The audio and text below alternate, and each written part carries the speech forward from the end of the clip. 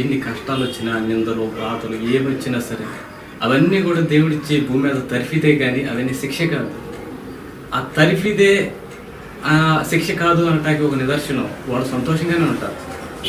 అలా శ్రమ చూసేవాళ్ళు అందరికీ వీడేదో ఫలాని వ్యక్తి ఎన్నో బాధలు పడిపోతున్నాడు, ఊరిని ఆయన భయంకరమైన శ్రమలు పడుతున్నాడు, అసలు ఇలాంటి గతి కుక్కలు కూడా పట్టదు, అంత భయంకరమైన బాధలు పడుతున్నాడు అనుకుంటారే. కానీ ఆ వ్యక్తిలో దేవుడు తన సంతోషాన్ని, తన సమాధానాన్ని, ప్రశాంతతని దేవుడు ఉంచడం వల్ల అతను చాలా సంతోషంగా ఉంటాడు. ఎందుకంటే తర్ఫీదు, దేవుడు తర్ఫీదు ఇస్తున్నాడు. కష్టాల గుండా కష్టాల గుండా నడిపిస్తున్నాడు. అదే సమయంలో తన శాంతిని, నెమ్మది, సమాధానాన్ని కూడా దేవుడు ఆ వ్యక్తిలో ఉంచడం వల్ల అతను సంతోషంగానే ఉంటాడు అన్నమాట. అది జస్ట్ ఒక తర్ఫీదు. ఈ భూమి మీద మన లోపల ఉన్న ఆ చెడుని మొత్తం తొలగించటానికి ఆ తర్ఫీదులన్నీ కూడా. లోకానికి అలాంటి ఛాన్స్ లేదనమాట. లోకం అదేంటంటే సిరి సంపదల వైపు అటు ఇటు ముగుసూపుతా లోక భోగాల కోసం, సుఖ సౌఖ్యాల కోసం వెంపర్లాడుతూ ఉంటుంది లోకం అన్నమాట.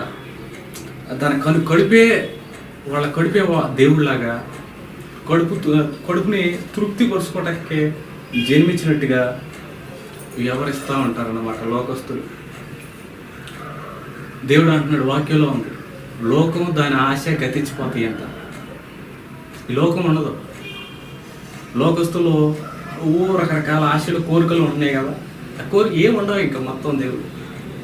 ఎవరైతే దేవుడి చిత్త ప్రకారం ఈ భూలోకంలో జీవిస్తారో అలాంటి వారికి శాశ్వత జీవం అనేది దేవుడు ఏర్పాటు చేశాడు.